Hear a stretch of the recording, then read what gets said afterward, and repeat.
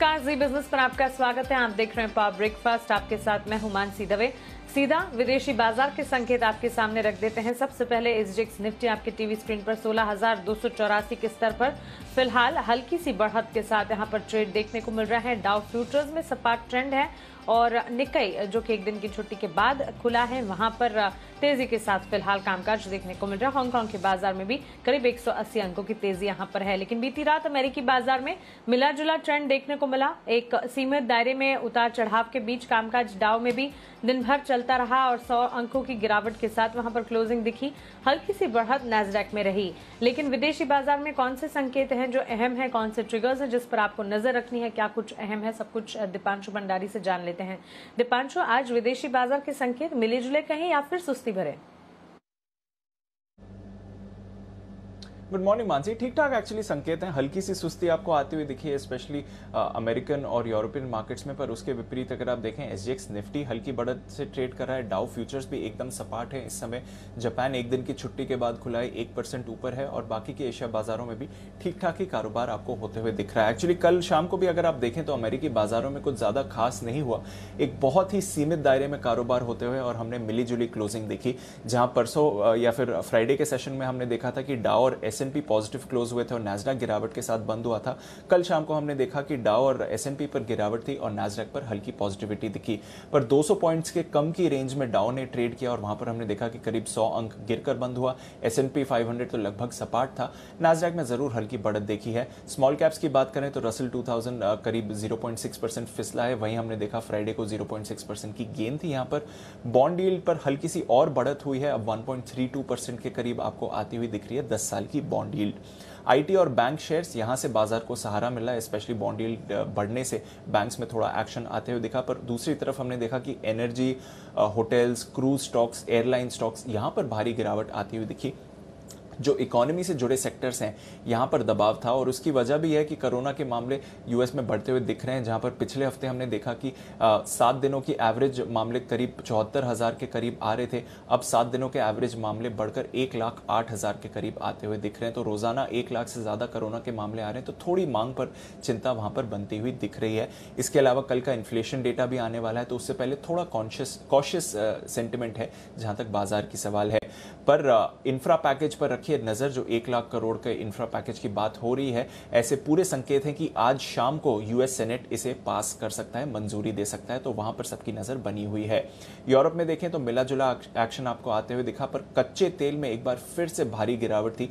जब भारतीय बाजार भी ट्रेड कर रहे थे तो हमने देखा था कि कच्चे तेल काफी तेजी से गिर रहा था और कल इंट्राडे में तो ब्रेंट $67 तक जाते हुए दिखा, वहीं WTI $65 तक गया है, लगभग 3 महीने के निचले स्तर को छू के वापस अब रिकवरी के भी आसार आ रहे हैं। $69 पर वापस ब्रेंट आते हुए दिखा है, पर यहां पर आप रखिए नजर, काफी तेज उतार चढ़ाव हो रहा है।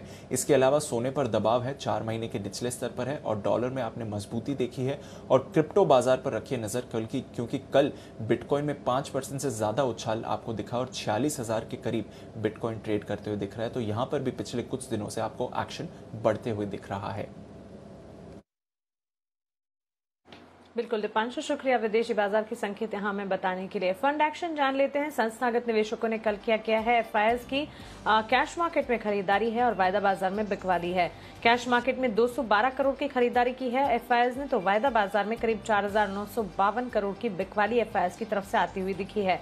वहीं कैश मार्केट में करीब 716 करोड़ की बिकवाली डीआईएस की तरफ से आती हुई दिखी है। तो क्लियरली डीआईएस कैश मार्केट में, एफआईआईज वायदा बाजार में बिकवाली कर रहे हैं और 212 करोड़ की खरीदारी कैश मार्केट में एफआईआईज की तरफ से आती हुई दिखी है। फंड एक्शन आपने जाना, विदेशी बाजार के संकेत जो कि फिलहाल ठीक ठाक लग रहे हैं, इन तमाम संकेतों को समझते हुए आज फिर भारतीय बाजार पर पहली रणनीति आप क्या बनाएंगे? प्लस आपने कल जो भारतीय बाजार में उतार चढ़ाव के बीच ट्रेड देखा, उसके बाद हरे निशान में रिकवरी के साथ हम बंद हुए हैं, ये सब कुछ जानते हुए आज के लिए पहली स्ट्रैटेजी जान लेते हैं। जी बिजनेस के मैनेजिंग एडिटर अनिल सिंह भी हमारे साथ जुड़ गए हैं।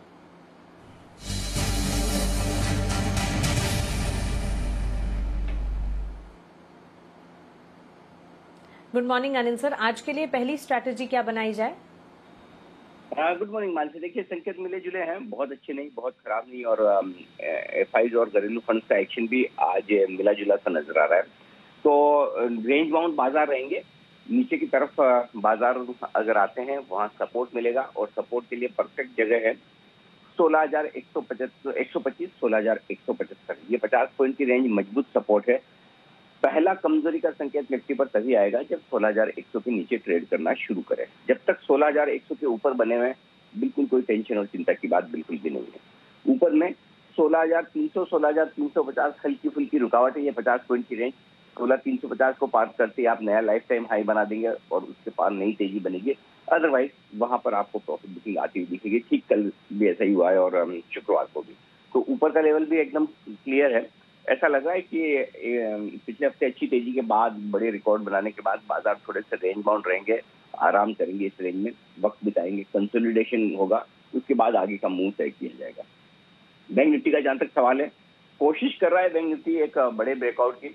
देखते हैं हो पाता है या नहीं, क्योंकि एक बार 36,000 के ऊपर क्लोज देने के बाद अगले 1-2 दिन वापस नीचे क्लोज होती है, तो थोड़ा सा वो कॉन्फिडेंस उतना आ नहीं पाता।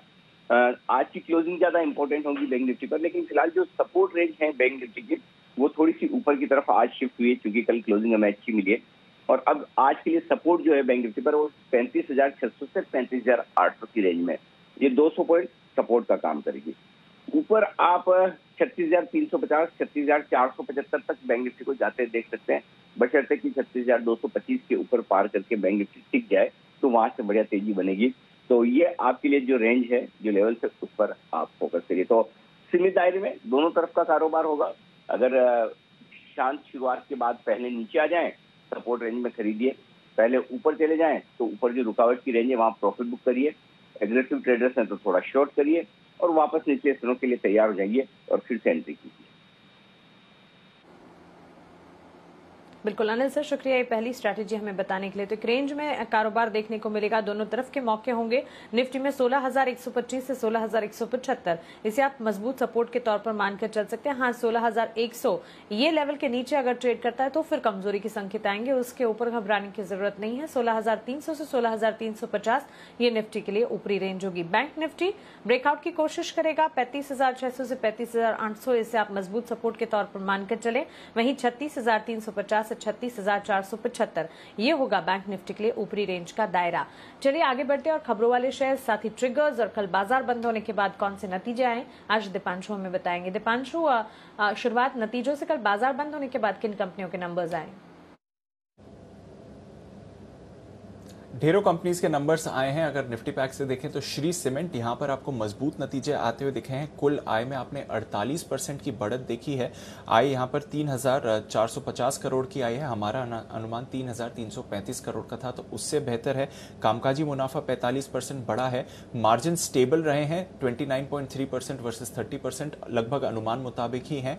और मुनाफे में देखें तो 78% की आपको बढ़त आती हुई दिखी है। वहीं इंडियन होटल्स की बात करें तो साल दर साल के बेसिस पर कमजोर नतीजे हैं, अनुमान से भी गिरकर आए हैं। यहां पर आय में अगर आप देखें तो वैसे 140% का उछाल देखा है, पर कम बेस पर आपने उछाल देखा है। और जो आय आई है 345 करोड़ की, वो अनुमान से कम है। कामकाजी घाटा यहां पर कम हुआ है। 267 करोड़ के कामकाजी घाटे के सामने आपने 150 करोड़ का कामकाजी घाटा देखा है, पर हमने 60 करोड़ के घाटे का अनुमान लगाया था। तो अगेन वहां से काफी ज्यादा है। और घाटे की भी बात करें तो यहां पर घाटा थोड़ा सा कम हुआ है, 303 करोड़ से कम होकर 301 करोड़ का हुआ है, पर हमने अनुमान 190 करोड़ का लगाया था। तो अगेन वहां से भी आपको वीक दिखा है। एक एक्सेप्शनल गेन है 20 करोड़ की। इसके अलावा बोर्ड ने 250 करोड़ की फंड रेजिंग की मंजूरी दे दी है डेट की वजह से। और मैनेजमेंट का कहना है कि कोविड-19 का इफेक्ट अभी भी इस सेक्टर पर आते हुए दिख रहा है, पर थोड़े यहां पर सुधार के संकेत आए हैं, स्पेशली जुलाई महीने से। इसके अलावा कैश मार्केट की बात करें तो जीएसपीएल अच्छे नतीजे आते हुए दिखे हैं। साल दर साल लगभग 2.2 टाइम्स आय बढ़कर आई है। वहीं कामकाजी मुनाफा यहां पर आपको भी 2 गुना बढ़कर आया है। मार्जिन स्टेबल रहे हैं और मुनाफा भी करीब 2.25 गुना बढ़ा है। और तिमाही दर तिमाही आधार पर भी यहां पर अच्छे ही नतीजे आते हुए दिखे। मार्जिन एक्सपेंशन भी दिखा है आपको और साथ ही मुनाफा भी बढ़कर आया है। लक्ष्मी ऑर्गेनिक्स शानदार नतीजे आए हैं और आज हम मैनेजमेंट से भी बात करेंगे। आय में 82% की बढ़त देखी है। कामकाजी मुनाफा 3.5 गुना भरा है। यहाँ पर मार्जिन से देखें तो डबल हो गए, 10.4% से 19.7%। और मुनाफे की भी बात करें तो करीब 4.25 गुना मुनाफा भी बढ़कर आया है इस कंपनी का। टिमकन इंडिया अच्छे नतीजे हैं, करीब 3 गुना आय में बढ़त आपने देखी है। कामकाजी मुनाफा 6.5 गुना बढ़कर आया है। मार्जिन डबल से ज्यादा बढ़ चुके हैं और मुनाफे में तो आपने शानदार उछाल इस पर आते हुए देखा है।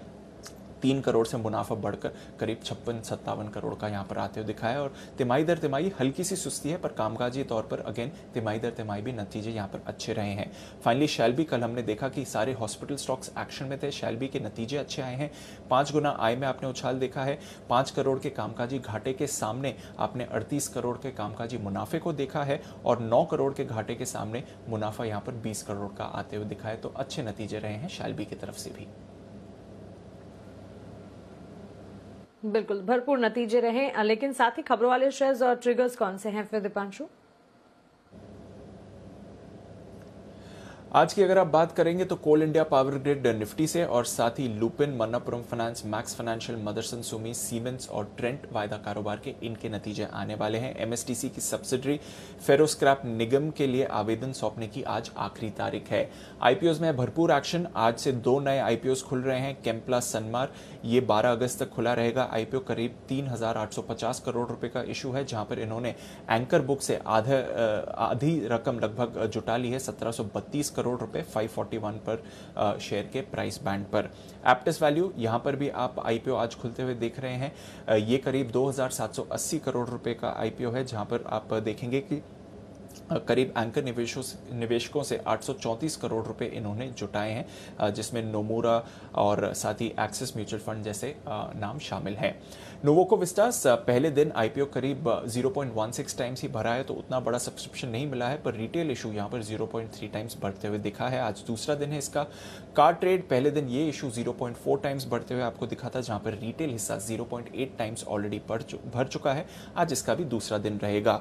वायदा कारोबार में एक्टिविटी बढ़ने वाली है, क्योंकि सितंबर सीरीज से 10 नए स्टॉक्स वायदा कारोबार में जुड़ जाएंगे। MCX, Canfin Homes, Dixon Tech, Hindustan Aeronautics, IEX, India Mart, Ipca Labs, Oracle Financial, Polycab और साथ ही सिंजीन इंटरनेशनल भी।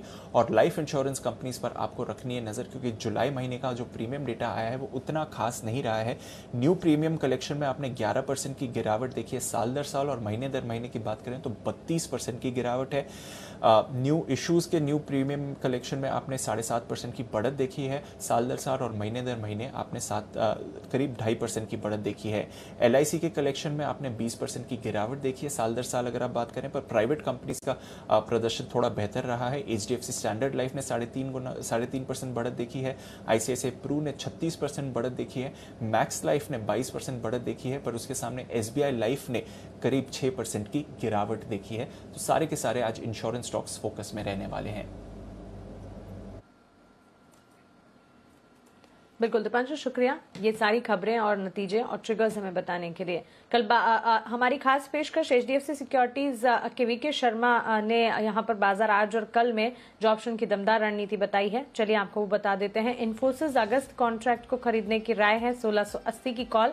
यहां पर आप टारगेट 23 के मानकर चलें, 11 का स्टॉप लॉस लगाइएगा। वहीं दीपक नाइट्राइट 2200 की कॉल, अगस्त कॉन्ट्रैक्ट की खरीदने की राय, 72 का टारगेट मानकर चले और 40 रुपए का एक स्टॉप लॉस आपको लगाना होगा। चलिए फटाफट ट्रेडिंग कॉल्स जान लेते हैं। दीपक नाइट्राइट पर चॉइस ब्रोकिंग की खरीदारी की राय है, 2285 के टारगेट्स को आप मानकर चल सकते हैं। यहाँ पर स्टॉप लॉस 2120 का आप लगाकर चलें। वहीं आनंद राठी की राय वुखार्ड पर खरीदारी की है, 534 के टारगेट्स को मानकर चले, 501 का स्टॉप लॉस लगाइएगा। सेंट्रम ब्रोकिंग मानता है कि एचडीएफसी एएमसी में खरीदारी की जा सकती है। खरीदारी अगर कर रहे हैं 3050 के टारगेट्स को मानकर चले, 2935 का स्टॉप लॉस लगाइएगा। हमारे साथ kiranjadhav.com के सीईओ आशीष केलकर आप जुड़ गए हैं। आशीष जी, गुड मॉर्निंग, स्वागत है आपका जी बिजनेस पर। आज स्टॉक स्पेसिफिक रिकमेंडेशन आपकी क्या होगी? गुड मॉर्निंग मानसी जी। देखिए, मैं मानता हूँ बैंकिंग में थोड़ा ट्रैक्शन देखने को मिल सकता है, इसलिए मैंने सिटी यूनियन बैंक सीयूबी खरीदारी करने की मेरी सलाह होगी। कल का क्लोज 155.15 के आसपास का है, इसी लेवल पे खरीदारी करने को मिला तो बेहतरीन रहेगा। मेरा स्टॉप लॉस रहेगा 153.50 का, मेरा पहला लक्ष्य रहेगा 158 का और दूसरा लक्ष्य रहेगा 159 का। तो सिटी यूनियन बैंक में खरीदारी करने की सलाह। बिल्कुल आशीष जी, शुक्रिया ये जानकारी के लिए, आपने रिकमेंडेशन हमें बताने के लिए। कमोडिटी मार्केट्स पर केडिया कमोडिटीज के अजय केडिया जी से हमने बातचीत की, उनकी कॉल्स आपके सामने रख रहे हैं। गोल्ड सिल्वर दोनों पर खरीदारी की राय। गोल्ड खरीदारी करेंगे तो 46,200 के टारगेट्स को मानकर चले, 45,750 का स्टॉप लॉस लगाना होगा। सिल्वर में खरीदारी करते अगर 64,200 के लक्ष्य देखने को मिल सकते हैं, 62,500 का स्टॉप लॉस लगाइएगा। कच्चे तेल की चाल को देखते हुए घरेलू बाजार में खरीदारी का मन बनाया जा सकता है, 5,050 तक के टारगेट, 4,850 का स्टॉप लॉस। तो बेस मेटल्स में कॉपर और जिंक दोनों पर खरीदारी की राय। कॉपर में 728 के टारगेट, 715 का स्टॉप लॉस, और साथ ही जिंक में 248 के टारगेट, 242 के स्टॉप लॉस के साथ खरीदारी का मन बनाया जा सकता है। चलिए क्विकली अब ब्रोकरेज रिपोर्ट्स कौन सी कंपनियों पर आई है ये जान लेते हैं आशीष से। आशीष, कौन सी कंपनी है, ब्रोकरेज रिपोर्ट्स कौन सी है हमारे पास? Good morning Mansi, Shree Cement यहाँ पर देखिए नतीजों के बाद ब्रोकरेज हाउस की तरफ से रिपोर्ट्स आती हुई दिख रही है, और मैं देख रहा हूँ कि मोर और लेस जो ज़्यादातर रिपोर्ट्स हैं वो पॉजिटिव साइड पर ही देखने को मिल रही है। 28,287 जो है कल की क्लोजिंग है, और देखिए गोल्डमैन सैक्स ने न्यूट्रल की राय रखी है और लक्ष्य 28,000 से बढ़ाकर 29,100 कर दिया है। वहीं अगर आप देखें तो जेपी मॉर्गन अंडरवेट की रेटिंग को बरकरार रखे हुए हैं, इनका जो लक्ष्य है वो भी करंट मार्केट प्राइस से नीचे है, हालांकि 23,300 से बढ़ाकर 24,400 रुपये कर दिया है। जेफरीज होल्ड की राय दे रहे हैं, एचएसबीसी भी होल्ड की राय दे रहे हैं, और 27,700 के आसपास जो है लक्ष्य को बरकरार रखा गया है। तो मोर और लेस अगर आप देखें तो अच्छे नतीजों के बाद श्री सीमेंट पर पॉजिटिव रिपोर्ट्स आती हुई नजर आ रही हैं। बिल्कुल आशीष, शुक्रिया ये ब्रोकरेज रिपोर्ट हमें बताने के लिए।